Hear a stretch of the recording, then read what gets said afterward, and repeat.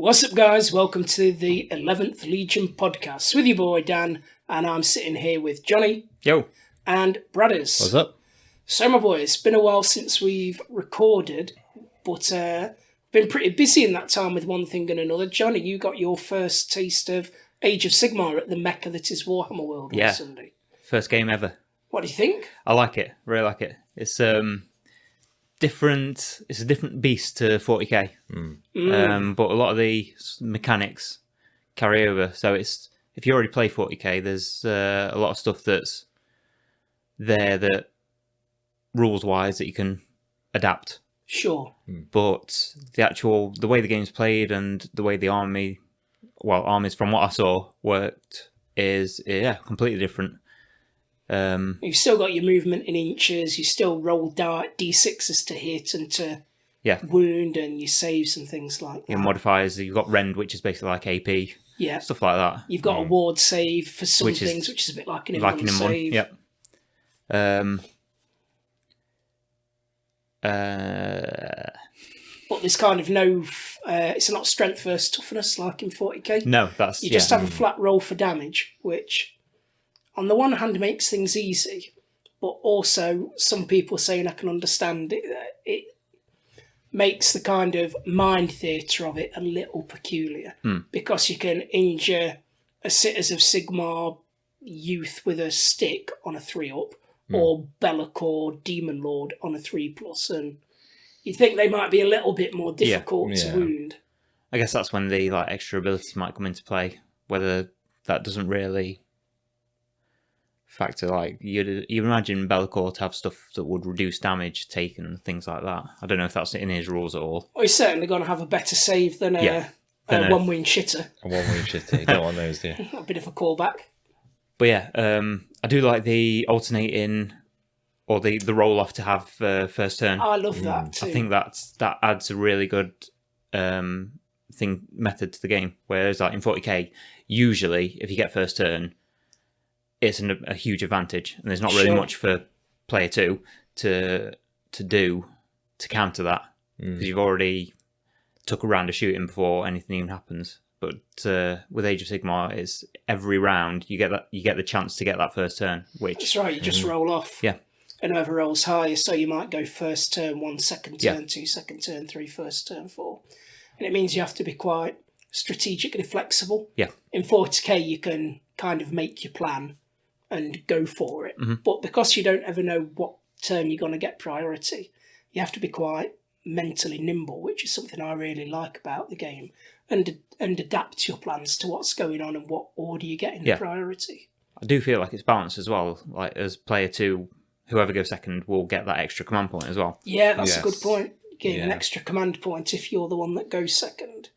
And they're quite useful for various things. It seems like they've got more use in Age of Sigmar than they have in 40k. Like in 40k, you've got your stratagems and stuff, which in certain situations are useful. But in Age of Sigmar, you've got these command abilities that will always have a use and a place somewhere. Yeah, it's an interesting idea, isn't it? Because the command abilities are more limited than the stratagems in 40k, but in some ways more impactful. Yeah, just like all that attack.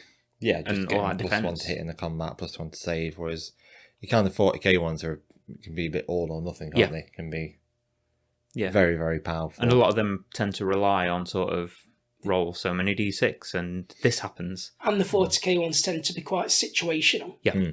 Whereas the ones in AOS you can use all the time. So in the movement phase, spend a command point and you can double move. Yeah. For example, like you say in the attack phase, being able to gain that extra attack. Or to stand and shoot, it's called Unleash Hell, being a command point. Rallying, fleeing squads being a command point. So less variety, but tends to see more usage. So actually gaining that extra command point is very useful. Most of the time in 40k, I'm just using a command reroll, which is nice, but... Yeah, and in 40k as well, you have to have certain units to be able to do certain stratagems as well. And if you're not playing, if your army doesn't have that unit in, then it's... some of the stratagems don't even apply to you. Sure. Yeah. I guess, at least in this way, apart from the odd special codex one, which is usually just 1, everyone knows what the command abilities are. Yeah. Because everyone's got access to the same ones. Yeah. So there's no kind of not as much like gotcha moments as like in Yeah. 40k. And it's a lot nicer if you want to play. I mean, I don't think I'm going to make a sweeping generalisation based on no research. I don't think the AOS tournament crowd is as hyper competitive as the 40k tournament crowd, but it does make it easier when you're gaming competitively because you've not got to try and know your opponent's stratagems. Because in 40k, your opponent can use a codex specific stratagem and you don't know what it does, and they might not be reading it correctly or understanding it correctly. Even with the best one in the world, sometimes things in the 40k books, in any book that anybody writes, is open to interpretation. And there's certainly a sect of people, and we know many of them, where if there's 2 lines of text, they'll read the first line, which is the benefit, and not read the second line, which is the limitation. Yeah. Whereas in AOS, because more or less you all have the same stratagems, as it were, you know what they are, so you can... Well, you don't even need to really call people out on it, because they're pretty obvious as well what they do. Yeah, they do seem quite straightforward in what they do. I think the game mechanics do seem simpler than 40k. Yeah. I think it's an easier game to learn, but perhaps a more difficult one to master. Yeah, probably. I mean, that was certainly the case with Fantasy. Yeah. Fantasy was rock hard to master. So now you've had a game then, you know how it works. Is that impacting how you're thinking you might set up your Nighthawks? I think so, yeah. I'm obviously... I've got a bit of a force there already. And there's obviously... I like all of the Nighthawk models. But I do think I'm going to probably go for less of a horde army that I was thinking, and more hard hitters. Okay. Maybe down the line invest in a black coach, because that is Black Coach is a model and a half. Yeah. I don't know, because it does seem like the army, compared to possibly 40k, has a smaller selection of models. Yeah. But I mean, I'll probably try a bit of everything, see what I like, see what works for me, see what I get out of different units. Yeah. And sort of build an army around that. Yes. I think the biggest difference will be you'll play them a lot differently next time to how you did this 100%. time. There was that many rules to try and learn that you weren't able to take advantage of your army. Yeah. And whatever they're called, the chain rasp lads. Yeah. What's the name of them? Yeah, Nighthawks? chain rasps, yeah. That's the army's line unit. Nighthawk, isn't it? They're an army that's really needs to be moving because their benefits are charges, so you want to be getting charges all the time. Yeah. Taking advantage of being able to fly For over enemies to get behind them. Which, to be fair, you had enough on your plate, so you didn't know, so you kind of ran them as a static battle line, but next time round... It needs to be more of a sort of hit and fade. That's army. right, yeah. And 100%. Which I think will be a lot more fun for you to play as well, for you to general. Yeah. Like the sound, not that I got much use out of it, but like the being able to fall back and then charge again sort of opens up all sorts of opportunities. Yeah, definitely. And that hero unit you were using was really good. Yeah, the so he can like heal himself and increase his maximum wounds, can't he? Yeah, Nice so to that try, was isn't it? It's a the bit of a beast, isn't it? Lad. yeah. I think that was down to the artifact I gave him. Can't really remember what it was now. He does have a thing on his data sheet when he kills Yes, that's it. a unit, he gets- gets +1 attack and +1 wound, doesn't it? The +1 attack came from the sword. He had something Sword, where he yeah. could recover a wound and increase increase his the- maximum wounds. Yeah, I think that's just on his data sheet. Yeah, that's on his data sheet. But then, I think the artifact I gave him was a sword that gave him an extra attack. Oh, nice. And the nastiest thing was just the army type, that bloody Emerald Court, or whatever they're called. Where at the beginning of the game you pick, was it 3 units? D3 D3 plus them. 1 units, yeah. Yeah, and then every turn on a 2 up they take, I think, D3 mortals. D3 mortals, which, that's... Sucked. That's very tasty. It's quite brutal, that is. And, I mean, against certain units, that would definitely soften them up. Yeah, I mean, even against 100%. characters, because usually your opponent can only use one ability to heal a hero unless they have healing magic or something. Yeah. So that means the other one's getting rinsed. Yeah, even using it on like characters and monsters, it's chipping them away for 1 year. Yeah. I mean, every point of damage matters. Oh, doesn't yeah. it? And because it's not one of your models that's putting it on the enemy army, it doesn't matter what they kill. Like, that effect carries on. Yeah. From beyond the grave. That's the other reason I liked playing as Nighthawks, because it was just being the spooky ghost. Because you're a creep. I'm a bit of a creeper. I think 2,000. We played 2,000 points, which was I think the minimum to get AOS working. I think probably 3K might be the sweet spot for playing AOS. I mean, yeah, if you're playing 1-on-1. We're in a team of 2v2, so I only had like 500 points worth, just over 500 points worth of stuff. Which, yeah, it wasn't a lot. You did not work as a team. No, I got trampled fast. You did the classic thing when two people work together. It's like, you have your flank and I'll have my flank. Yeah. And that was kind of it. It fell apart a bit. It does when one of the flanks is only 500 points and the other one's 1,500 points. For your opponent, it's not a difficult thing to think where to put their forces. He just came right down that side at me, and there's not really... I mean, a Horde of Chain Rasps is nice, and Knight of Shrouds is nice, but against, what was it, how much points? How many points worth? I don't know. About 15... about 1,500 points worth of Stormcast. Probably about 1,000. 1,000 points of Stormcast. It's not going to really do that much. Because I, for the first time, used Gotrek and he's 520 points. Yes. What did you enjoy Gotrek? Well, I didn't really have much to do with Gotrek. He was sort of on the middle. I was like, no, I'm not going near him. First time I've ever used him, and he is an absolute machine. Top shadow. Unit.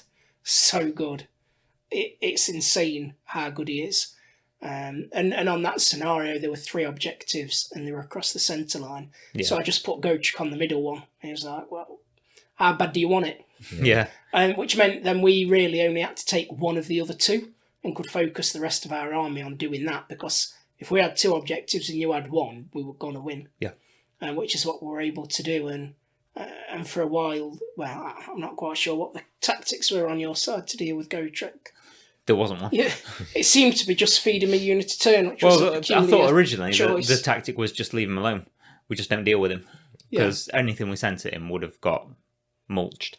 Yeah, he nailed some Marauders you bought in. He nailed a bigger unit of Marauders, ran through some Chaos Knights, ran through a Chaos Lord and whatever that monstrous cavalry was, ran through some Chaos Sorceresses and War Queen, and through some Chaos Warriors. And I think he took 1 wound or 2 wounds in the process. Notice how none of that was Nighthaunt stuff. That was all Chaos stuff.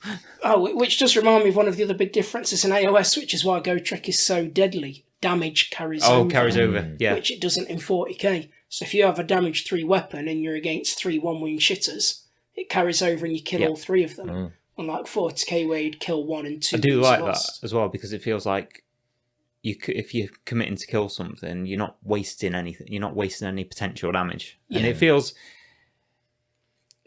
like how melee combat would work in reality. Like if you got a bunch of soldiers like attacking someone, you're just doing a massive swing with a few people. Yeah. It's a bit more heroic, I guess, isn't it? Yeah. And like with the other guy playing with me had the Treekin with the bows. Yeah. And they're meant to be like bolt throwers. So it's going to go through. Yeah. It's not just going to stop at the first soldier, hit him in the chest, and he's going to be like, I took it. Don't worry, guys. Those Treekin with great bows, they are nice. And that's the way, in my opinion, to build Treekin.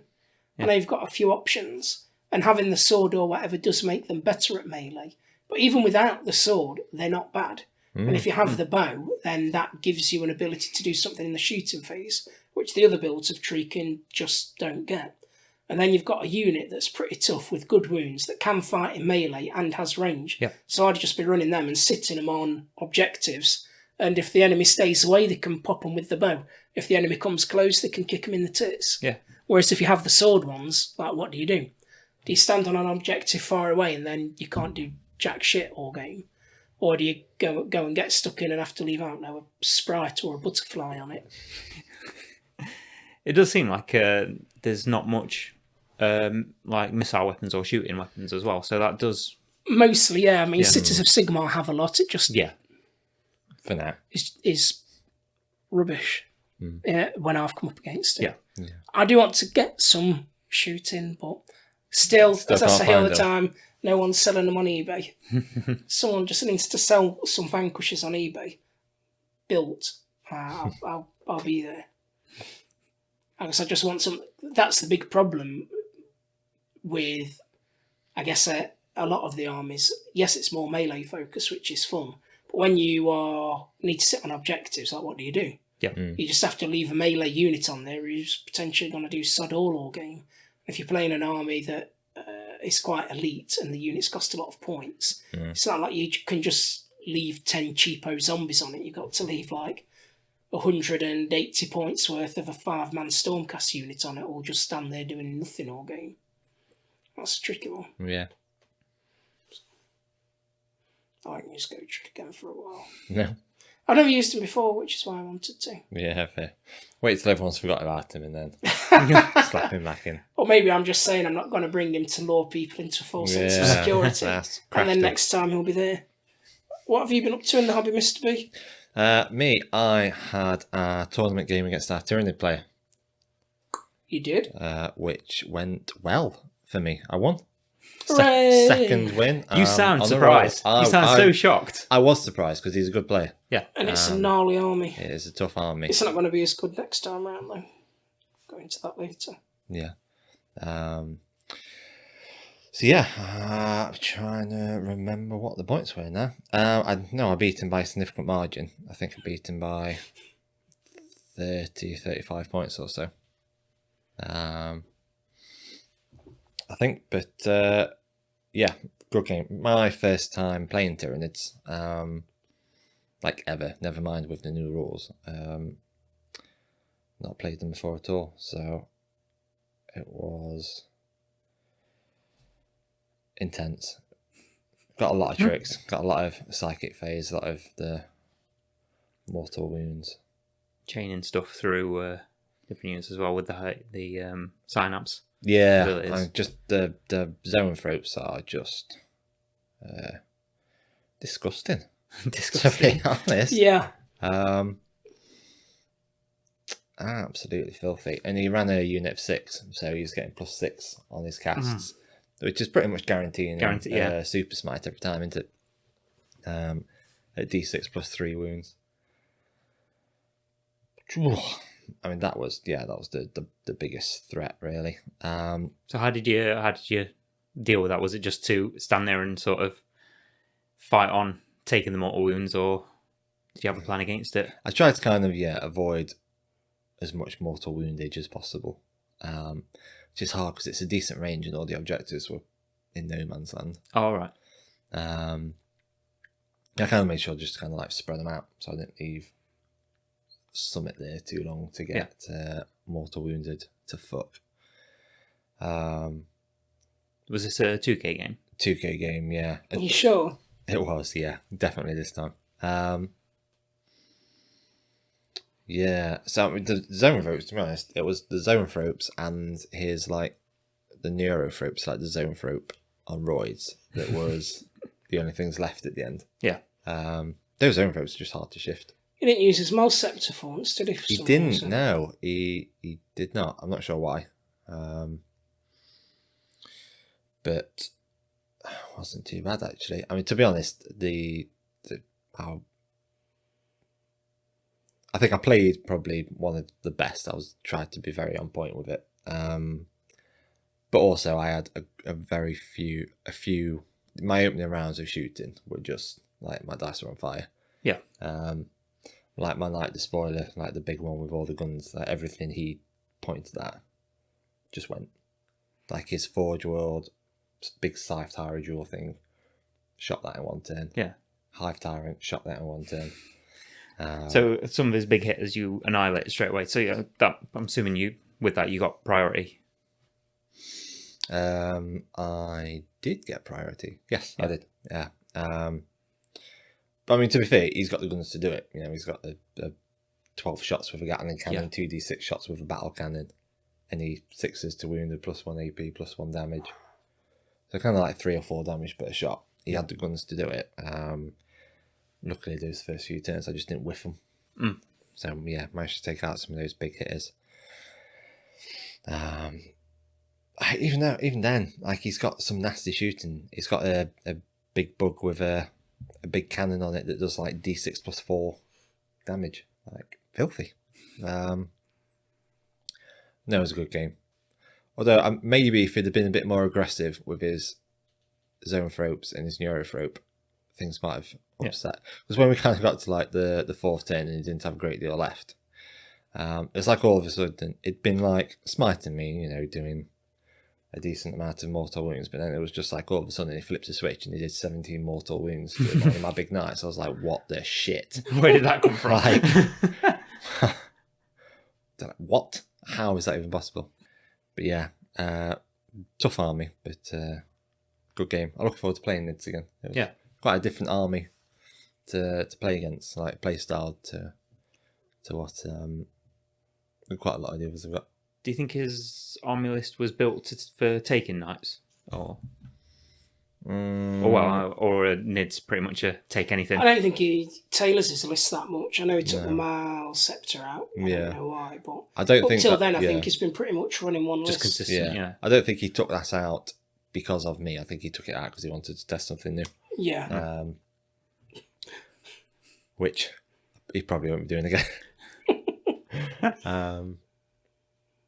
But yeah, he's got a tough list. His main thing is he has that Scythe Tower Jewel in, which he said himself is shit.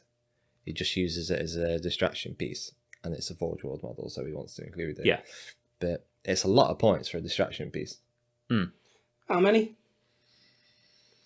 200, 300, 400? Yeah. 100. It's got to be around the 300 mark, because it's got that big monster profile.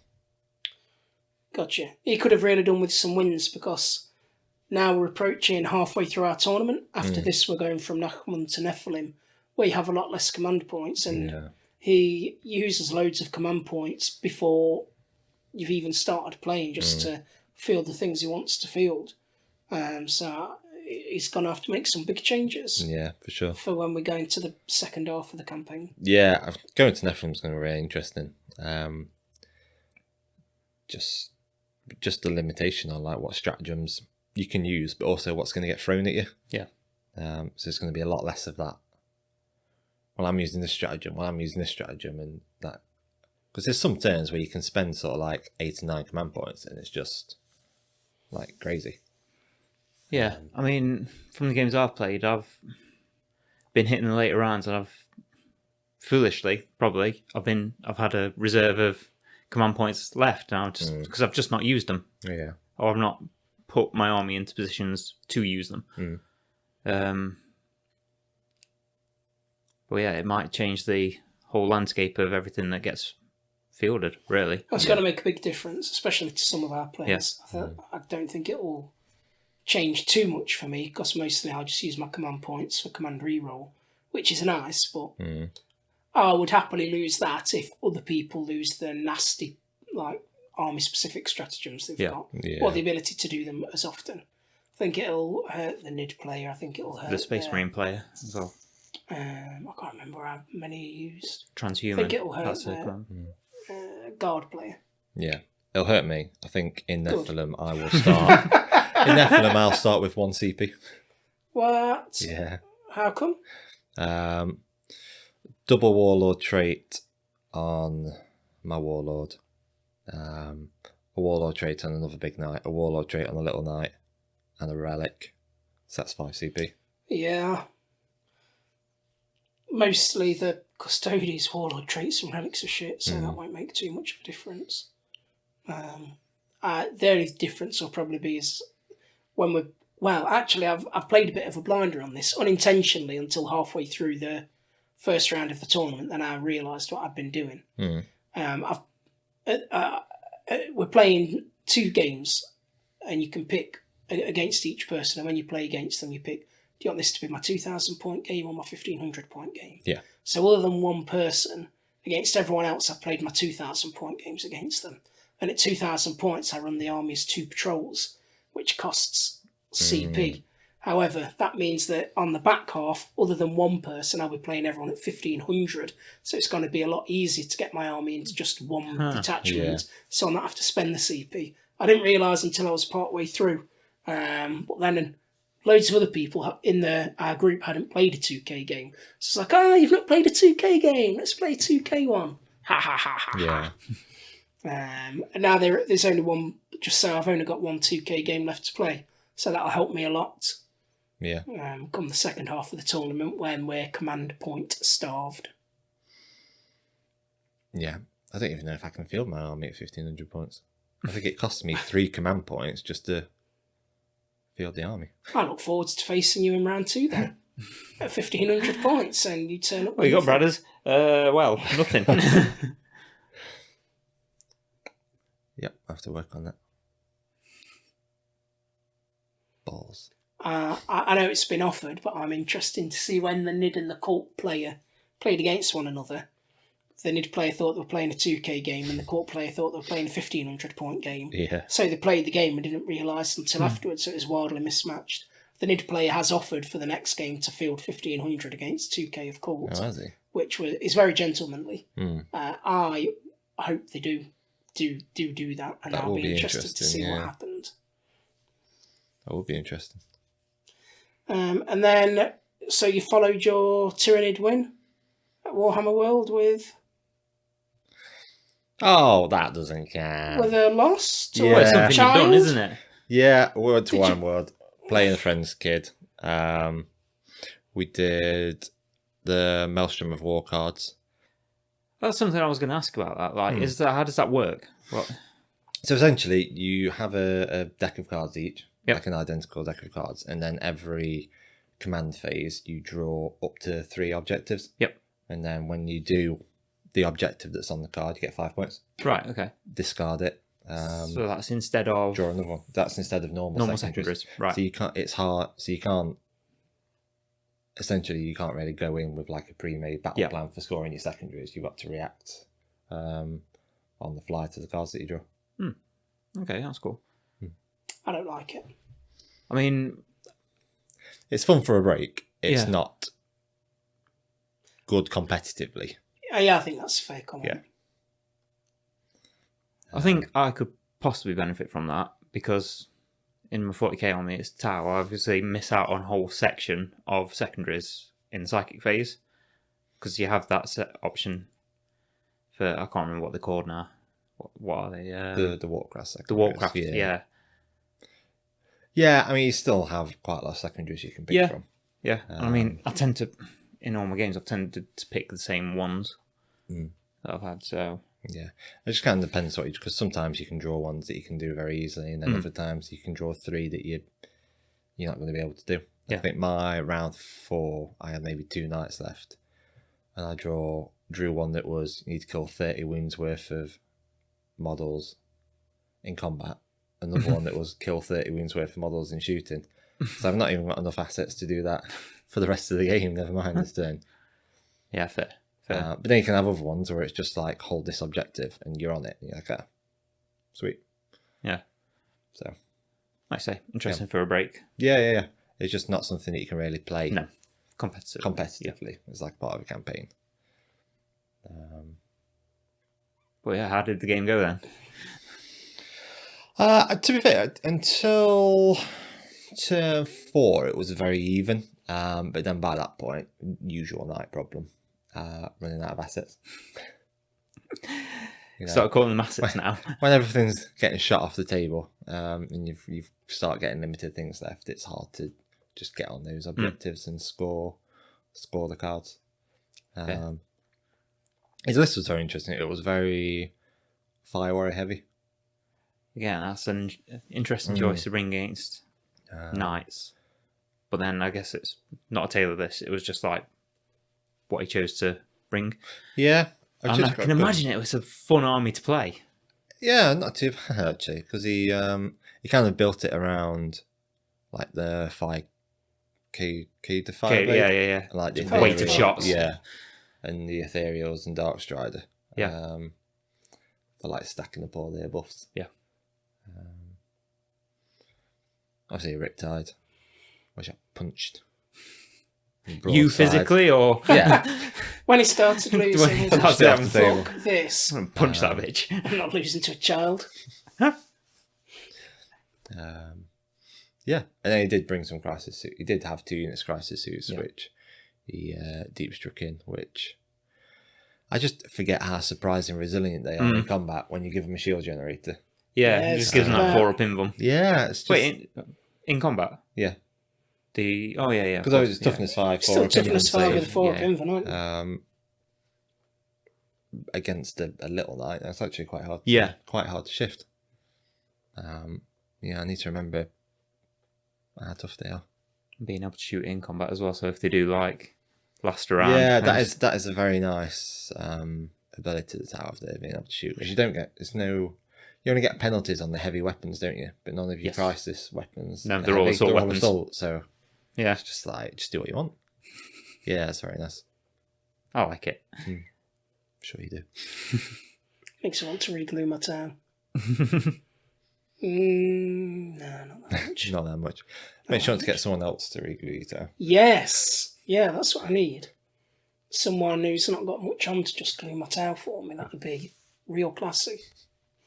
You didn't look very happy at the end of that game. No, it was just a long game and took a lot of concentration because he'd not read his rules. So we picked Kai on, but didn't know what it did. To be fair, there's a lot of rules to remember for adults. And There is. We do better at remembering them, but that's only because we play regularly. Yeah. I think anybody who doesn't play regularly is going to struggle to remember their rules. Yeah, so it's just a lot to keep track of with keeping track of my army and then keeping track of what he's doing in the game and then helping him out with his rules. It was just quite draining. It sounds like and I was getting ready for lunch. I think that's the real reason. It sounds like you gave him a good fair game though, and that's sportsmanship, isn't it? Yeah, so that was my Saturday. Sunday, whatever day it was. How many times did you play him? I played him again. You played him Sunday daytime and then Sunday evening in your nightmares, and you got beaten again by a child in front of your peers. Yeah, well, it's fine. I'm not affected by it at all. I'm inviting him into the tournament so he can just come and smash every fortnight. Oh, well, you know what? I've just decided, actually, I'm super into AOS now and not doing 40k. Sick. I wish you were really into AOS. Instead, you're just being an edgelord, aren't you, with Slaves to Darkness? When that just new jacking book comes yourself out, to the brink. Yeah. I am excited for that to drop. So, you've played quite a few games lately, haven't you? Fucking loads. I'm almost tired of playing Warhammer. I've played that much. Since we last spoke, I've played 4 times. God. 3 times 40k and then 1 time AOS. And this week I played 40k back to back. Tuesday night I played, and then Wednesday night I played just to try and get my tournament games racked in. So I've got a bit of time away from it, but it's been tough to fit them in because the round 6 one went late, and then I need to get the round 7 one in this week. Yeah, it's been tough. So by last night I was like, we just end it turn 3. I was like, we just end it there if you want. You're not gonna win. But then he reminded me that if we end up on tied scores for wins, it's going to go down to who got the most victory points and kills. So I was like, we best keep on playing then, just so I can rack them up and help cement my position a little bit more. So yeah, 4 games, 4 wins. Decent wins. The scores were decent. As can often be the case in 40k, the victory point difference sometimes does an injustice to how close the game felt. Yeah. I was getting my ass kicked a fair old amount. My guys were getting killed, but at the end, victory point wise, just absolutely nailed him. But it helped on the round 6, which I think was tear down their icons, because the second primary is you can plant an objective in your opponent's territory more than 9 inches from another. Yes. And that gives you 4 victory points. Oh. So after, it was against a guard player, or Astra Militarum, he got first turn and he never gets first turn. So that fucked me up because he did loads of shooting. And I was an absolute bimbo and completely forgot how terrain worked. So instead of having my stuff the other side of terrain so he couldn't see it, I put it in terrain, which So means he could see it. It just improved the save. But because all of his stuff just threw me straight onto my invuln anyway, that was zero benefit. Yeah. And then a unit where I had the base touching the other side of a building. It's like, if the base is touching the other side of a building, they can still shoot you. So okay. And I didn't even need to be there. I could have been 1 inch away and not got shot. So that first turn I got shot bad, and he got the first go. Second turn I got shot pretty bad, although I'd done a very good job of deploying the scenery. And I deployed it so that I pretty much had a sheltered corridor up one flank of the board. Yeah. And mostly I'd advanced up that sheltered corridor. Yeah. So a lot of his stuff couldn't shoot much of my army. And then at the end of turn 2, the guard player had like castled up in one corner by forming his tanks into an L shape. But he'd formed them like 11 inches away from the back corner, so I could just deep strike him behind him. Oh, no. I'm like, why would you not? You need to be 8.5 so that I can't get in behind you. So I did that. So Trajan and Alaris Terminator teleported in behind him. Which really helped me out because his tanks then was running away from Trajan, but that meant that they were running towards the rest of my stuff. So they were kind of caught in a bit of a sandwich. Trajan got killed, but he took so much firepower that they meant the rest of my army got off pretty much scot-free. And then I think on turn 4 he had like 1 unit left, so I tabled him turn 5, and that meant that I had units free in his deployment zone to just plant explosives. So in the last turn I gained 12 victory points from just planting 3 explosives, which was a bit gnarly, and it was a tough scenario for him because you have to plant the explosives in your opponent's territory, and he's playing tank heavy guard, and I'm playing melee heavy custodies. He don't really want to come into my territory. So that was an easy way for me to rack up those other primaries. But then the main primary I racked more up on. Again, because he stayed in his back corner, I could just sit on more of the objectives. And then one of my secondaries was behind enemy lines. And that gives you 4 victory points if you have 2 units wholly within your opponent's deployment. So on turn 2, as soon as Trajan and the Alaris teleported in, I was like, all right, I'm racking up the 2 points. And by the time he'd killed Trajan off, I had other things in there. So I kind of racked up the points pretty well on that one. And ended up with a decent score at the end. Nice. I say custodians, they seem like such an intimidating army to play against. I'm dreading it. It's just very hard to shift. Yeah. That's the thing. You're probably going to have the easiest time because you can run Borkin and ignore the invuln saves. Yeah, and you have access to one thing. Yeah, but if you ran Borkin and Hammerheads, for example, you could cut through your invuln saves a lot easier. Don't let him fool you. You won't have that easier time. No, obviously. I know that Tau can do that, so I'm going to use a load of Virtus Praetors to just charge. Yeah. So you can't do jack shit. So the Imperial Guard ended 70 victory points to 31. So on victory points, I really spanked him. And 106 wounds dealt to 63. Those tanks, once you get them going. To be fair, he helped me out a little bit because he did an overcharge on his plasma tank and did 5 mortal wounds to himself. So that was that's unlucky. Delicious. And then the day after I played Genestealer. That's the first time I've played Guard ever in any edition. What was it fun? Was it a good game, like overall? Yeah, it was. Yeah. It was fun. I was angry with myself on how I'd deployed like a dickhead in the scenery. So it took me a while to get over being angry at myself. But then because I'd deployed the scenery away, I gave myself, I let myself off. Like, you did one thing bad, but one thing good, so we're back to normal. Yeah. A tough army for the Custodies to get rid of. The other stupid thing I did was I'd armed my Custodies with Pyrrhithite spears, which was smart. But then I ran into melee, and in melee they're actually far shitter than they are at shooting. So I'm like, I'd have been better just standing there and shooting them. Yeah. But that was near the end of the game, so it didn't matter too much. Yeah. The Contemptor Dreadnought did a good job of being like a sheepdog, herding them around the board. Then the night after I played Genestealer Cults, again, first time I've ever played Genestealer Cults, And that's a really cool army because they don't work like anything else. They've got so many fruity things and tricks up their sleeve that it was crazy to play against, and I imagine must be a lot of fun to play. Although you've got to be very switched on because they get like bonuses if they manage to get a unit either side of yours and you're in the middle, so he had to keep trying to move, to get me like in his sights.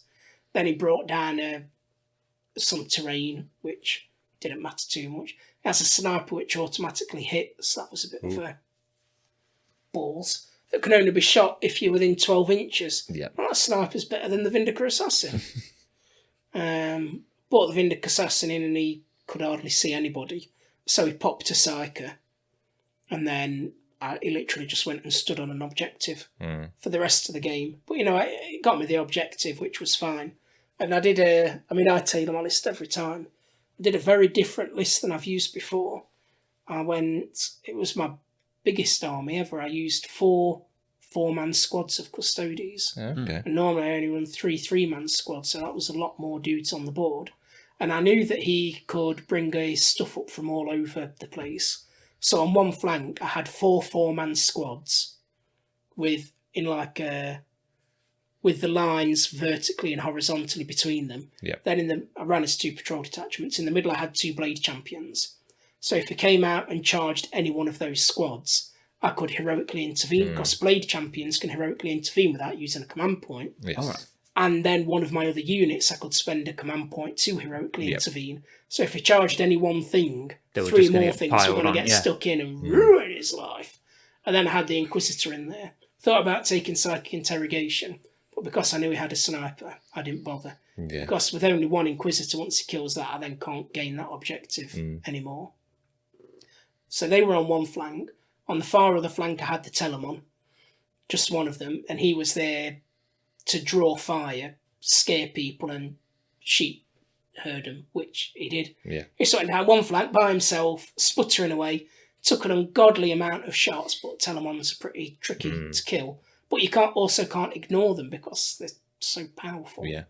And then in the middle, I ran 2 units of 3 Virtus Praetors, the bikers, who kind of was there to just jump around and fill in where needed. And then, because I had a few points left, I put a little palace tank in. The idea being that once he bought his stuff out from reserve, that palace could go back into my deployment zone to sit on the objective. It just gives you you've got something that can move and sit on an objective.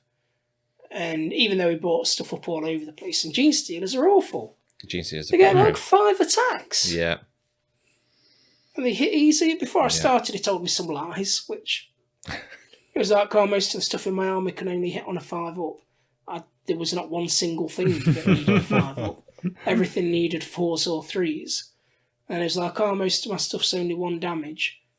Virtually everything that hit me was damage 3, AP 3. So it's forcing me onto my invulns. I'm like, so that was just a lie then? And he just smiled at me. I was like, okay. He's taken it to heart into this cultist philosophy. He charged one of my. He charged my Vindica Assassin and then and a Blade Champion, and he asked a bunch of questions about the rules for them, and then decided that he'd attack the Blade Champion. I was like, okay, no worries. Rolled it to his. Don't forget, you can only hit a Blade Champion on a 4 up. It's like, I didn't know that. Otherwise, I'd have gone for the Vindica Assassin. Can I go for that? I says, no. I was playing a competitive game, and and you outright lied to me when I asked you questions. So no, you can't. You've gone to have to target him, I'm afraid. That game. They're a tricksy army, but I think they're not really a problem for my army. No. Even though he didn't get some charges in that he wanted to, he'd have killed a bit more stuff, but it wouldn't have made a difference in the ultimate victory points. Because for about 3 turns, he didn't hold any objectives, and I held 3. So for 3 turns, I got 12 points a turn. Without him doing anything. So even if it had killed one of my things, it wouldn't have really mattered that much. And then I think I maxed out most of my secondaries because I had shed loads of characters, so I maxed out Assassinate. Yeah, I had Behind Enemy Lines, which I maxed out, and Grind Them Down, which I might have maxed out. I ended on 89 victory points to his 56. So yeah, you probably did then. And I dealt 123 wounds and suffered 56. Yeah, you were. So you, because we don't do the 10 points for painting, do we? So you were one off. That. You were one off max. Oh, points. Sick! Because 4 points to be 90, wouldn't it? Without the 10. Yeah. So not bad. Not bad going. Not bad at all. No. A good result. And then I can't remember what the result was, but I played Blood Angels, and I know I won by a big margin. He decided it was time to. He was going to try a different list, which I'm all for trying different lists. I know it's going to sound like I'm tooting my own horn, but when you're playing the person in the tournament that's never lost a game, it might not be the time to try a list out. Might be maybe try it against someone who's got the same win-loss ratio as you to give them a fair try. Yeah. Because at the end of that game, you don't really know, if you lose, you don't really know anything. Like, did you lose just because that person wins all the time? Or did you lose because the list sucks? Yeah. If you go against someone with the same win-loss ratio, or even someone with less wins, it probably at least gives you a better idea. So I just had loads of dudes, but a lot of them were foot slogging, so I just like fed them to me a couple of units at a time. Then he deep struck in with a load of stuff, but his assault, because he'd not manoeuvred well around the board, his assault terminators were stuck holding an objective, so he didn't do anything all game. Like 200 odd points of assault terminators just sat there. Twiddling their thumbs. He had the Sanguinary Guard, but they weren't with the priest. The priest was right at the back end of the board. Okay. So they ran in and they did some damage. But then I did use that stratagem where spend command points and I'll attack next. Which saved me from losing a squad to actually killing a squad of his Sanguinary Guard, which helped out. And then he didn't bring his Dreadnought. He didn't bring Mephiston. So I don't remember it being a game which really gave me much trouble. Yeah. His normal list would have been better. So yeah, that's me done now until we get to the next round. But I might sit a few rounds out, keep it interesting. Catch up. Yeah, I'm not sure what second most wins is at the minute. I reckon it might only be 3 or so. I think it's how many games have we played? 6. 6. It'll be the Nid player on 4, I think. I think he's lost 2. Just to you and me? Yeah. Maybe I'll have to play one more then. If I had a 3-game lead, then I might just knock it off and keep things interesting for everybody. Throw a win out here and there just to keep people happy. Yeah. Once I reach the point where I know that I can't be beaten, I'll just go chill. Start trying some different lists. I've used a different list every time I've played. Oh, yeah.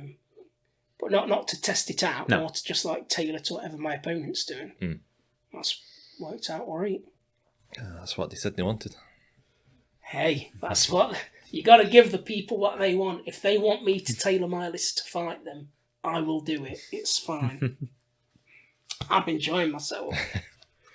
Although I'm now looking forward to a bit of a break and us playing some D&D later tonight. Yeah. Well, I suppose we best talk about the Leagues of Votann.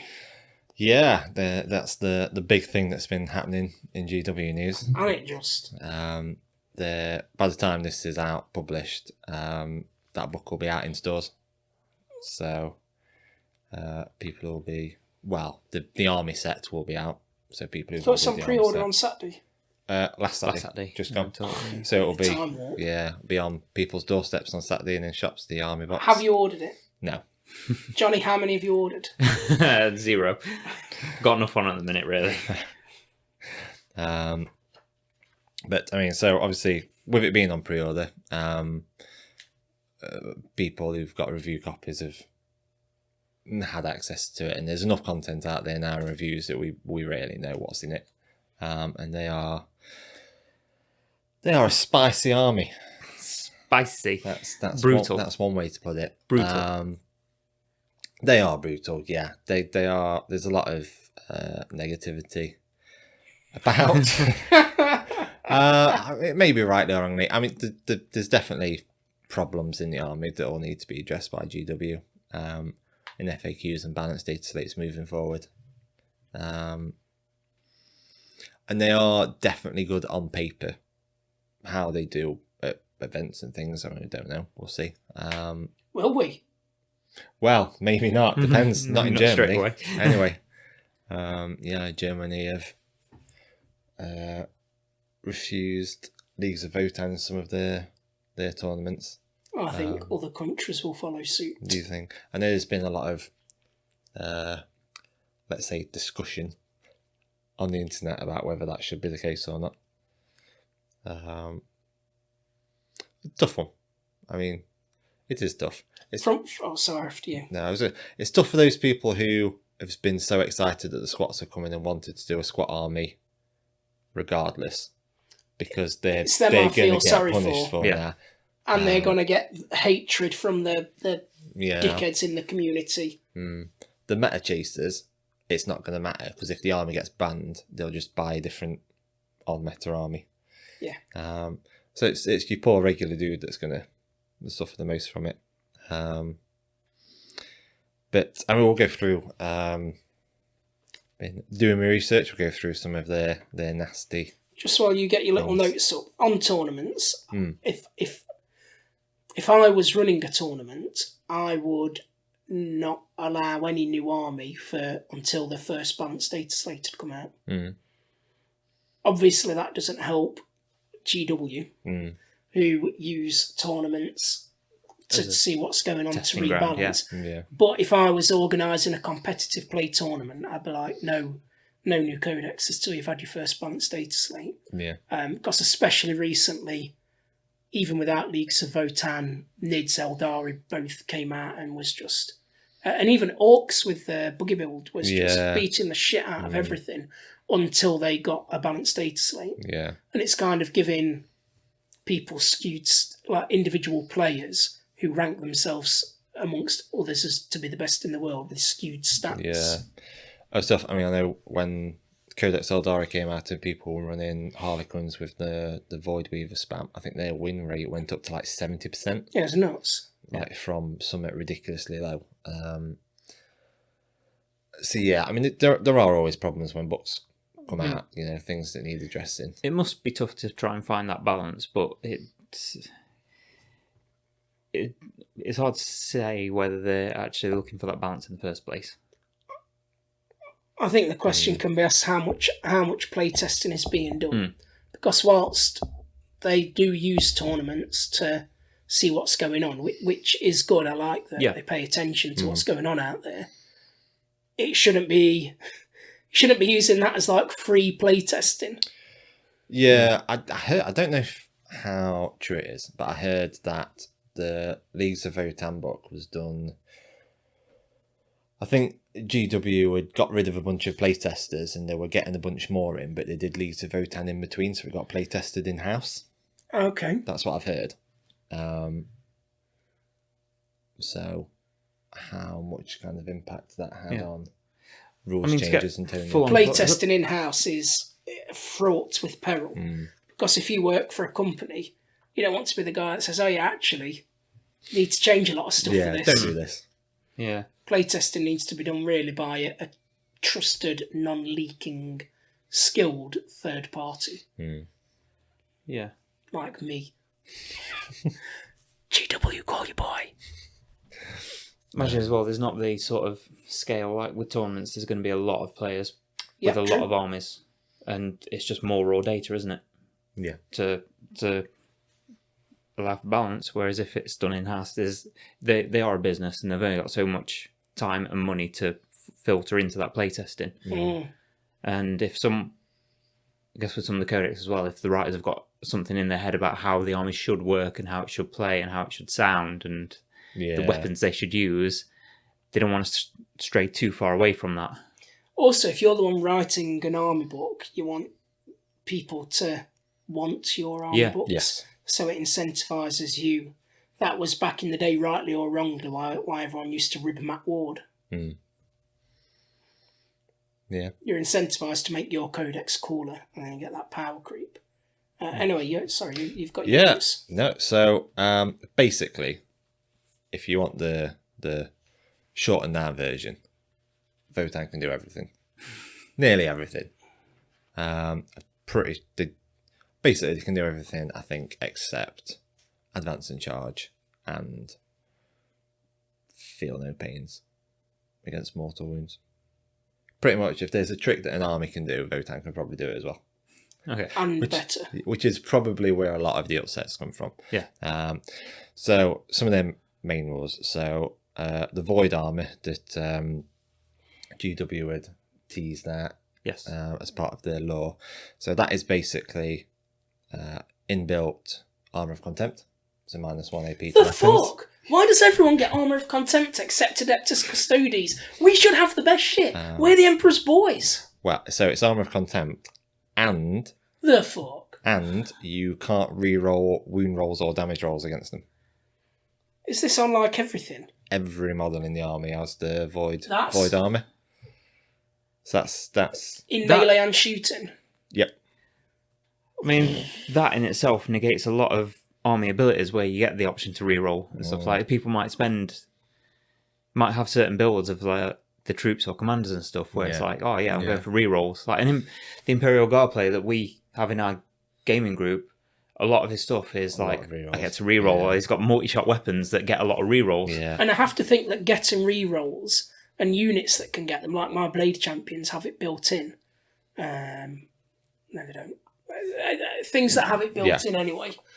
That ability to re-roll something or some things must have been accounted for when they made the points for Yes. that model. Yeah. Now, if they don't gain the benefit from that, I mean, there is precedent for kind of no reroll things. They've got the kind of odd unit that can do it, or the odd Sure. sub factions that are off meta that nobody really picks, like Iron Warriors, not Imperial Fist, Salamanders now. But this is kind of no matter what build you do, your entire army, yeah, no rerolls yeah. to wound or damage. It's the or damage which is a new one actually. So yeah, so obviously that's tasty. They've got the pretty much a mirror of the Death Guard's ability, so you ignore any movement or advance or charge penalties. So no tangle footbags, no repulsor stratagem. That's upsetting. Yep, no penalties for moving over difficult ground. The They get penalties for moving and firing heavy weapons. yes, some of the stuff does. And then I guess the second part to that rule is in some cases an advantage, some cases a disadvantage. So they don't roll to advance. If they're basically a non-foot person, they just move 3. If it's like a bike or something with the accelerator keyword, so basically your vehicles, and surprisingly, Captain Fist, you move 6 inches on your advance. It's that just flat. Yeah. Up to that. So So yeah, you don't roll to advance with your army. so either you go can 3 or 6. guarantee the threat range of them. Yes, so it does mean so you're not getting a big advance with your infantry, but you are getting a guaranteed average advance. And you're only getting So- slightly below average on enough dice rolls. So yeah, again, pretty tasty. They've got new weapon types, hunter weapons, which are basically just a fancy way of saying if you don't advance, you can make all the shots with no penalties. So like a That's D6 weapon. So basically, bolters instead of being rapid fire, they're just an amount of shots, All right. Okay. no matter what you do with it. Basically, they have beam weapons, which basically you shoot a target. If you hit it, you draw a line between the model with the weapon and the target, and you make a wound roll against every eligible target that line goes across. Is that eligible Eligible units? unit, yeah. Yeah. So characters that are lookout third, you wouldn't be able to shoot them even if the line goes across it. Right. But if you've got a fair few units lined up, just... Yeah, that's similar to one of the weapons in Tau Codex. Yeah, and then Mortarian's got a pistol that does a similar Yeah. thing. So we've seen the odd thing before as well, but they've got a few weapons to do that. Their biggest new weapon type, the Magna Rail weapons. Don't. Yeah, hammerheads on roids, basically. Yeah. Railguns, so they ignore invuln saves. I don't think any of them do mortal wounds, but if you roll a 6 on the wound roll, and that's important when we'll come on to the next ability, your excess damage with them isn't lost. So it goes into like Age of Sigmar rules. So like your Magna, heavy Magna Rail rifles that kind of doing like D3 plus 6 or D3 plus 3, those kind of damage types you're getting on these Magna weapons. You roll a 6, it's just essentially that many wounds on the unit. Which makes them potent against not just like heavier targets, but infantry squads too. One wound shitters, you just One knocking wound each one shitters. out, aren't you? Yeah. So yeah, some very tasty things there. So their super doctrine, like mono army bonus, is their grudge tokens, which are semi-complicated. So you essentially give out grudge tokens to your opponent's units. I'll give out grudge tokens everywhere. I give them out in real life. Yeah, that's what I mean. Taxman, traffic warden. So every time an enemy unit destroys one of your units, it gains a judgment token or grudge token. Every time a unit successfully completes an action or a psychic action, it gets a token.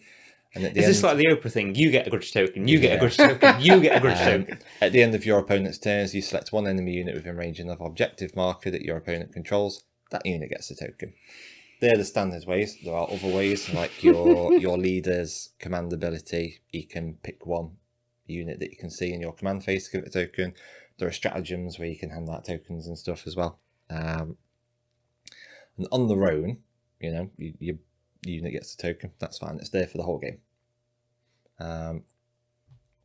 But they stack from 1 to 3. So 1 judgment token. And a modified hit roll of 6 automatically wounds. So it's the guard treatment. Yeah. 2 judgment tokens. Modified hit rolls of 5 automatically wounds. 3 judgment tokens. I'm sure you can see where this is going. Modified hit rolls of 4 automatically wounds. That is. In addition to those being automatic wounds, they count as 6s to wound. So with those beam weapons. So like your rail rifles and relics things that trigger on 6s to wound. It counts as an unmodified roll. It counts as 6. 6. Yeah. So if you've got, say my army, you're up against knights, you slap 3 judgment tokens on a big knight, you hit it with a Magna Rail rifle on the 4 up. Mm-hmm. Counts as a 6. Well, it doesn't matter against the knight, does it? But you're ignoring the invuln save. You're that is just destroying them. Yeah. That's horrific. So yeah, that's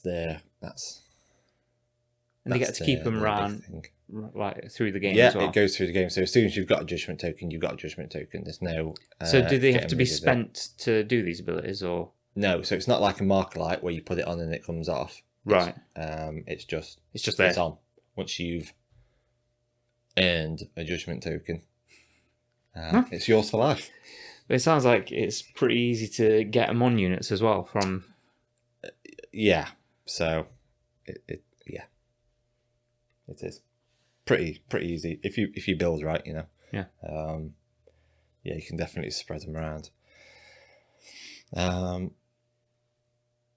So that's their so that's their army ability. specific army abilities. Yeah, and obviously they've got all the sub-faction abilities, which each have their own obviously ability, and then they have an ability that triggers with judgment tokens as well. Okay. So let's take the. So talk to where's the. There's some very powerful ones. So for example, the Great Arthurian League, which is the one where I think that's the one that the named character comes under as well. Right. That Uthar. They count as 2 models for controlling objectives. They can re-roll a hit roll or wound roll when making an attack. Mm-hmm. And their judgment-based ability is they consider your enemies to have, if they've got a judgment token, they count it as being 1 high. Oh, right. So you put 1 on it, counts as 2. You've put 2 on it, counts as 3. Doesn't go any higher than 3 though, does it? Does It not, caps out. unfortunately. Yeah, so like that sub-factions are just very good at getting the most out of The judgment tokens. tokens, which are, you know, a very powerful part of Yeah. what the army does. Can we start calling that marker lights on roids? It essentially is, isn't it? Yeah. It's souped up marker lights, like So you got your Magna Rail It's rifle, insane. which is roid rail rifle.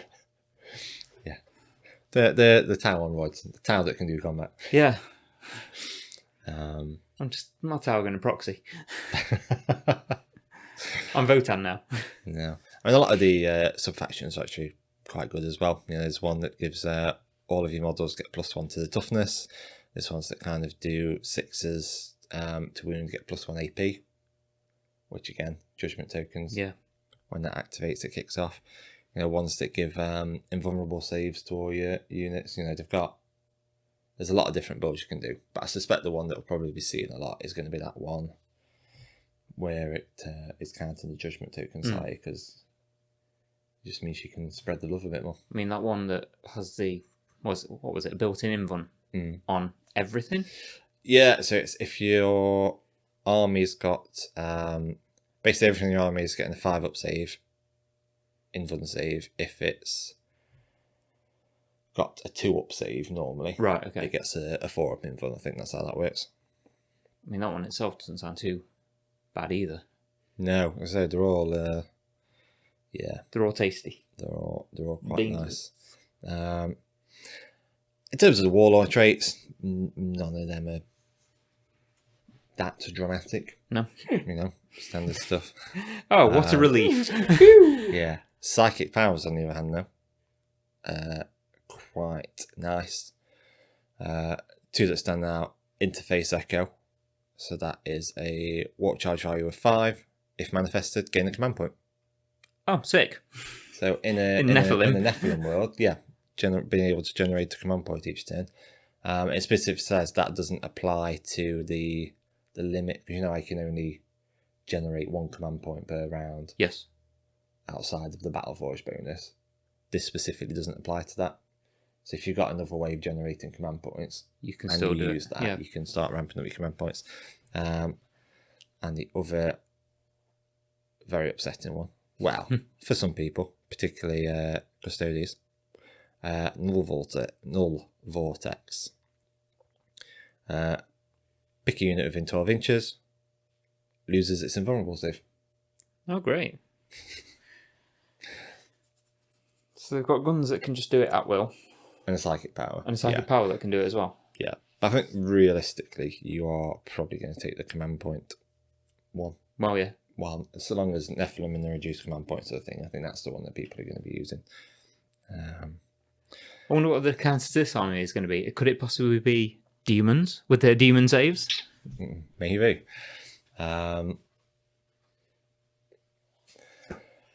Yeah, they're definitely going to be a tough army. Even kind of like the unit profiles and the weapon profiles are all very good. Generally, though, they are slow. Yeah. 5-inch movement, apart from vehicles, obviously. Like I say, I don't think there's any way of giving anything a feel no pain, so mortal wounds will do them in as well. So kind of Nid, Stars and Sons, Grey Knights might not do too bad against them because they're throwing out a lot of smites and psychic powers. Yeah. But Tau, I mean, you might suffer. Oh, 'cause yeah, they can outshoot you and they can get themselves into combat. I mean, they've got those Chthonian berserkers, haven't they, who Let me bring them up. Fisty 'Cause boys. They're like Repentia on roids. Is that everything's on roids? So Chthonian Berserkers, 3 up state, strength 5, toughness 5, 2 wounds, 3 attacks base. Their standard weapon is a heavy plasma axe, which has 2 profiles. A strong strike profile, +1 strength, -3 AP, 2 damage, and a sweep profile that's strength 5, -3 AP, 1 damage, 2 hit rolls. So each of them can be knocking out 6 attacks, strength 5, -3, 1 damage. And they, pretty sure the Chthonians have fight on death. Oh, right. So they will just attack even if you kill them. If you charge them, they'll let you back before you do. So they are their dedicated melee unit. Yeah, for sure. More kind of cool tricks you can do with them. You can give a relic to your psychic that lets you do a psychic action and then cast a psychic power. So essentially means you can always take psychic interrogation. Oh, right, yeah. Do that to generate your command points, and then do your psychic power to turn off an invuln or generate a command point or anything like that. So all in all, they can, like you say, they can do everything. Yeah, they can do a lot. I mean, there's a lot that I've not touched on because I mean we could be here. Yeah, I mean we could be here for an old episode, yeah. just doing a codex review and going through how tuned some of the stuff is, but you know, they're out. They'll be about. And what are your thoughts on? They are. I think they are overtuned. There are definitely things in the book that are going to need addressing. There are definitely balance issues because it's not like they're costed appropriately either. You know, everything's still very reasonably. That's the only thing I was hoping out, and all these things are shit up, but they cost a load of points, so balances out. But again, you know, not everything's out. It's all a lot of what's on paper. So it might be that actually when they're on the table, they're very good at destroying you, but they're very easy to play around and score points around them. So even though you might lose a lot of stuff, you can still win on the victory points. Yeah. How would you feel if someone in our tournament started doing Leagues of Votann? I would feel particularly sad because I think Knights into them is a very, very hard matchup with all the just being able to bypass my toughness and invulnerable saves with the Magna Rail rifles and stuff. It would be very, very difficult for me, I think. So I would be sad. Yeah. I don't really know what to say. Yeah, it's a tough one. But, I mean, we'll see. What the new Guard Codex is going to be like. Well, yeah, there's also that concern, isn't it? Because there are obviously 2 books coming. Assumably, they were written after this was written. Yeah. So, have they used Votann as like the new benchmark? Yeah. In which case, definitely looking forward to World Eaters. Are you collecting World Eaters? It's definitely a potential. Is it? That's the first time hearing of this. I do like the idea of kind of using the Age of Darkness box that I got and like doing the Horus Heresy stuff up as World Eaters and using them as 40k as well. As 40k World Eaters. And you'd use them alongside your knights? Potentially, yeah. You can put a knight into Chaos Armies or even put Chaos Demons and stuff. So yeah, quite a lot of different things you can do with the Chaos Armies. Cool. Any more on the Leagues of Hatred? Like I said, I think we could be here all day, but I think they're the main points. It's just to see what changes get made to them. It will be interesting to see what GW's response is and how heavy-handed they're. Not like, because obviously not responses in, oh, we're sorry. How far they go. But yeah, how far they go to like the balance changes. Will they just change the points? Will they completely rewrite abilities? Will they just essentially redo huge chunks of the codex? This is the thing. This like, I don't want to. mean, they release a new army and you get the codex and everything, you think, right, this is what it is. Mm. And then a few months later, you get a balanced data slate that completely changes anything. It makes you wonder, like, is it even worth getting a codex? I think with the balanced data slates, because they are in flux, and as the meta changes, some things will come in and some things will drop off. So just because you lose something now, as the meta changes, that might come back later. Yeah. So, like, I can see the Montcar AP thing coming back at some point, with everything having Armour of Contempt and these starting to, and Votann. I can see that coming back at some point. But then it just seems like a lot of the books that have had these big balanced data slates, it makes chunks of them irrelevant for a bit. And considering that you're going out there and spending money on the book, and then you're having to print out, well, not necessarily print out, but have these, you have to be up to date with all the FAQs and stuff and stay on top of that sort of stuff to make sure you know what you can do and what changes. It is definitely very tough, because I think the books are written so far in advance. Yeah. It's hard to judge what state the game's going to be when it comes out. And then, there used to be a time when there wasn't any updates and things, and you'd be stuck with it for a whole edition. Yeah. Like I remember when Grey Knights first became an army, like editions and editions and editions ago, and they just wrecked everything. Yeah. And there were no updates or anything back then, so they wrecked everything basically until everything else got a new codex.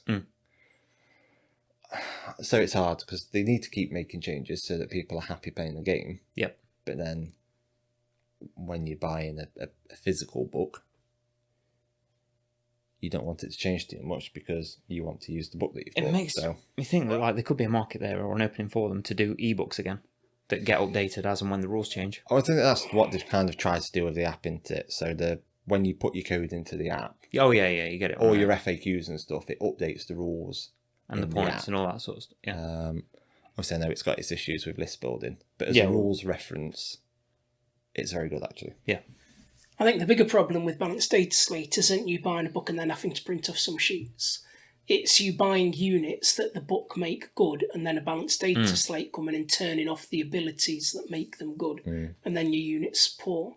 What I would say to anybody buying a new army is, if you're buying it because you love the models and you're going to play it whatever, cool, carry on. Yeah. If you're getting it because you want an army that's going to play well, then wait until the balanced data slate, and then see if you still want it after that. Yeah. For sure. Right, so Hollow King, Jonny, we've all been tucking to the Hollow into King. that. Yeah. I mean, right, so I've listened to it on audiobook, as have you, haven't you, Dan? Yep. And Brad, as you've read it? I've read it, yeah. Yeah.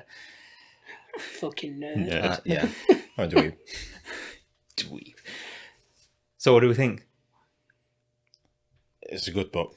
Yeah, really enjoyed it. You're underselling it. It's absolutely shit up. It's fantastic. It's perhaps the best Age of Sigmar book out there. Comes in the top 2 that I've listened to.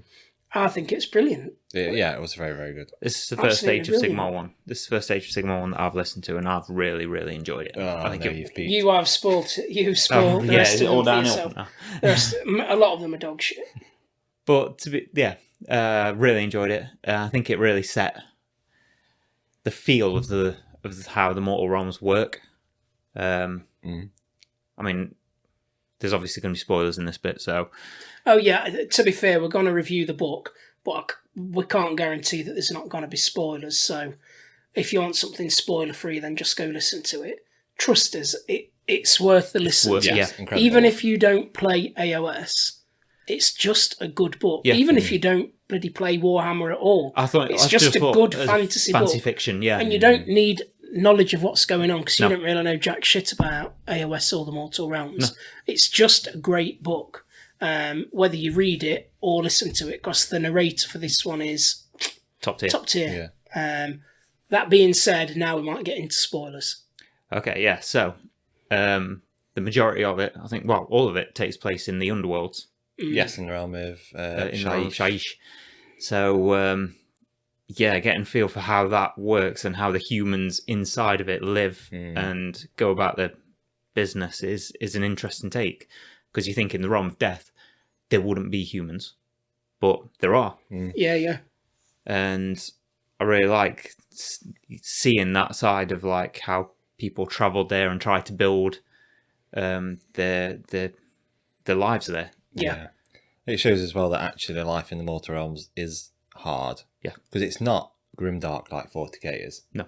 And it's a lot of high fantasy, and you can kind of like read a lot about like the really amazing cities and stuff. But like actually, like the majority of life in the mortal realms is still quite hard. It's still a fantasy world where regular people are just trying to live their lives. There are all powerful wizards, but the majority of people are living much more gritty lives, like Warhammer Fantasy, like The Witcher or Lord of the Rings, that more kind of low fantasy grittiness. Yeah. And I thought what this book did really well is the mortal realms are so vast. Each mortal realm is meant to be of an infinite size. So we're dealing with millions, billions of sentient beings. But this takes that vastness and manages to throw a big net around it and then magnify down just to one area. And you really can understand and get to grips with all of it, despite the enormity of the mortal realms. Yeah. And it wasn't a book about flipping stormcasts. No. They're not even in it.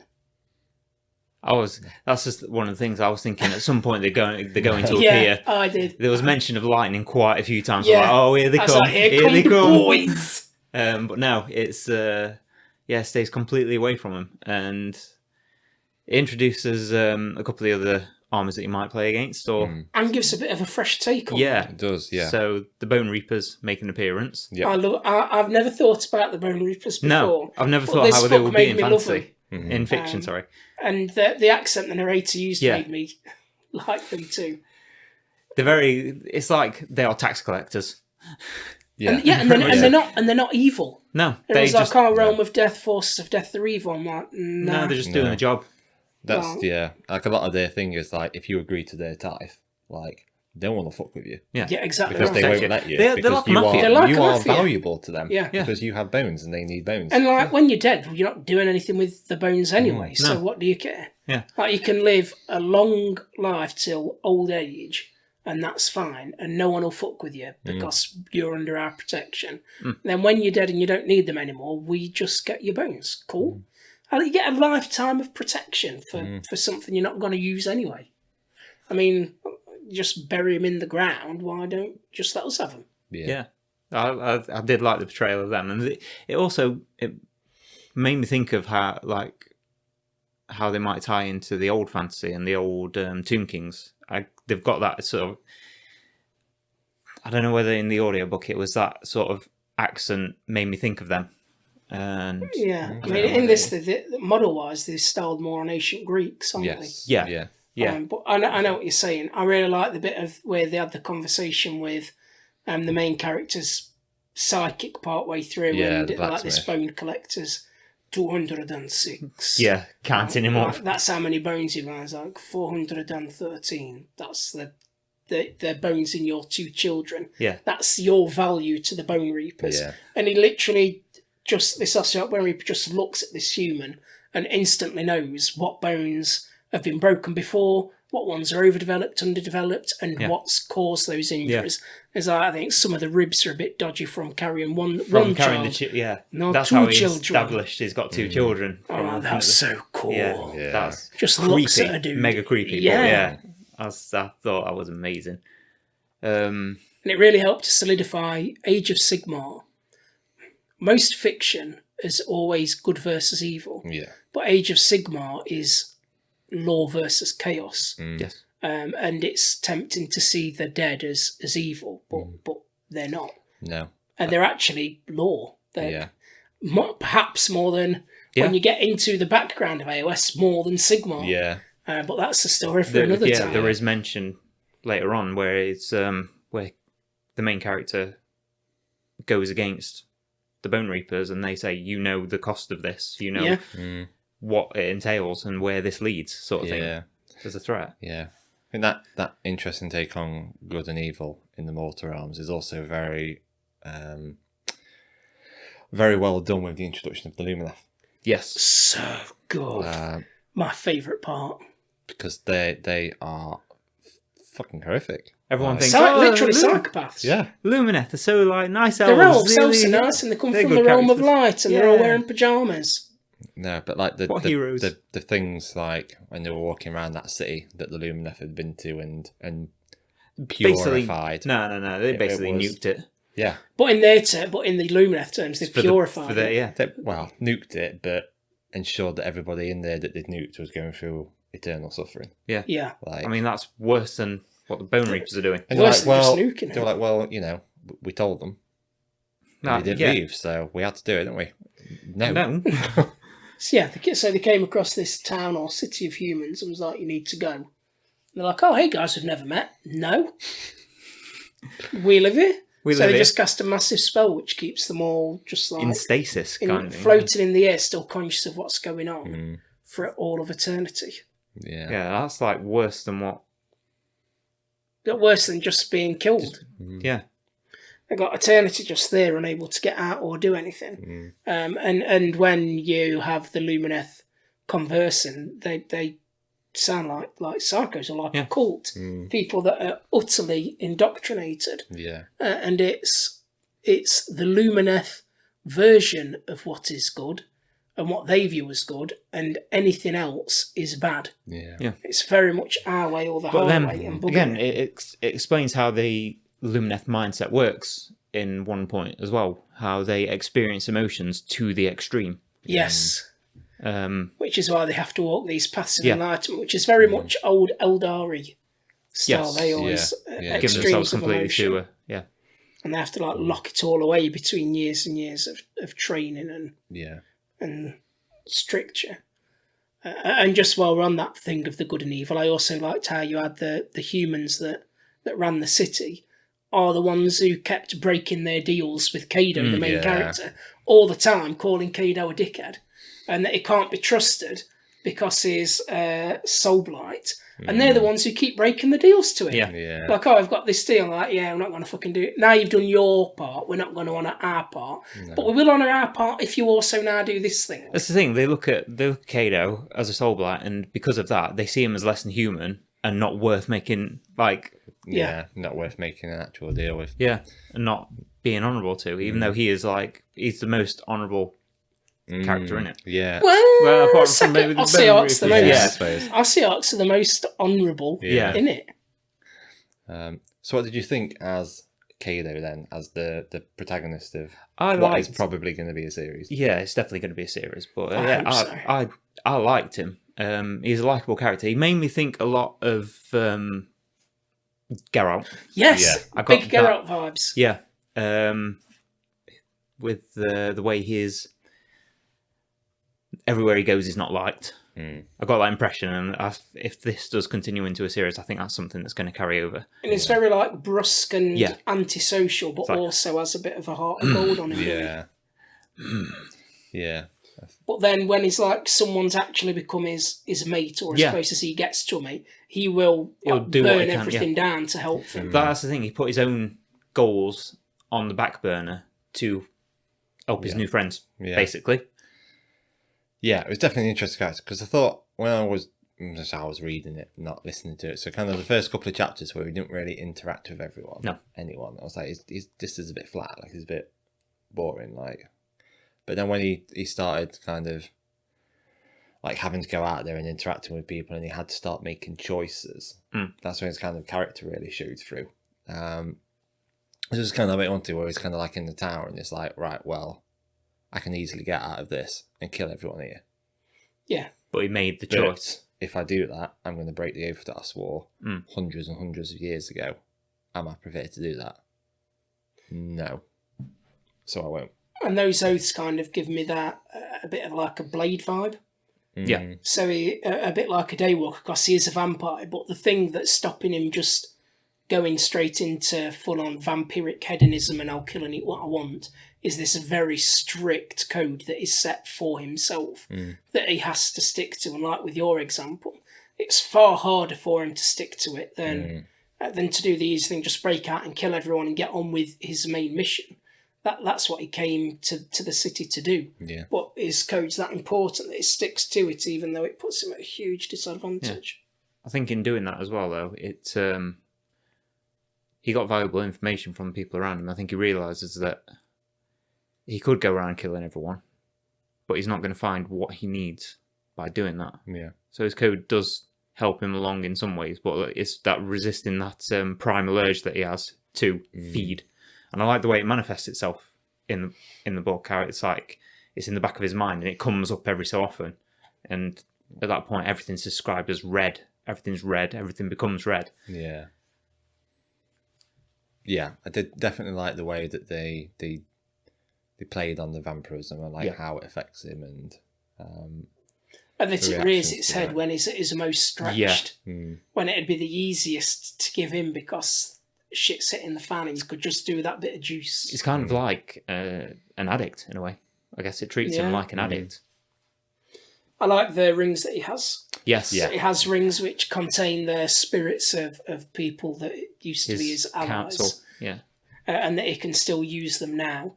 However, because they're trapped within the rings, their outlook and opinions on him may be very different to back when he was human, which we do see as it goes on. Because I was like, he's got 9 rings, why'd you just keep talking to the same bint all the time?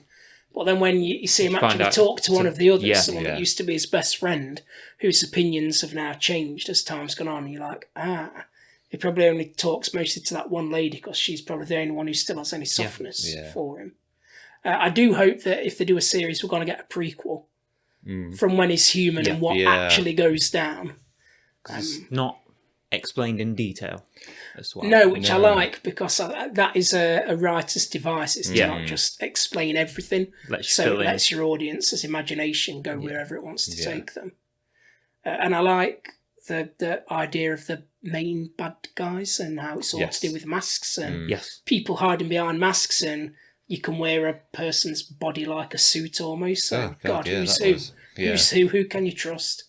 That's something that got me because, like, the person who turned out to be. Oh yeah, I didn't see that. I didn't see that coming at all. I thought, I did. Oh yeah, it's this old geezer. I thought they were setting the other person up to. They were setting the other person up to make you think it was that. So I was like, so it's probably not. Yeah. Because the quality of this writing so far, that would be too obvious. For some other Black Library AOS authors, I don't think there would have been that final twist. It would have just been that dude because they have to spoon feed it to you like you're an idiot. Yeah. Yeah, because it's written by John French, isn't it? And he's done quite a few books with a lot of mystery because he did the Aramin series, which obviously again all about like Tzyncha magic and so he's done faith and things. So he's so he's got experience with doing that. So his kind of way of kind of like doing that like intrigue and mystery and the various different plots intertwining together and not knowing like what the fuck is going to happen is. I liked as well that the big enemy was Tzeentch because it does add that mystery to it. It makes it's not so much he's fighting against just bad guys. It's like he's fighting against crafty bad guys, which is a different thing altogether. Yeah. Yes, definitely. Especially because it kind of contrasts with him as well, I think, quite well, doesn't it? Because it'd be very easy to just go up and start hacking and slashing against a bunch of corn. Yeah. And he does kind of have a bit where he remembers where he was against some corn worshippers and he just fucked the shit. Just one guy just like drops him instantly. Yeah. But with the way Tzeentch operates, it's got to do a lot more investigation. Yeah. And it's got to take a lot more care about it because he's in human settlements, and if he, takes a couple of wrong steps, everyone's going to be after him. But that's also working to their machinations as well. It's how the Tzeentch are manipulating the whole thing. And we got to see a bit more of the Order of Azir, which has me hopeful for Cities of Sigmar. Yeah.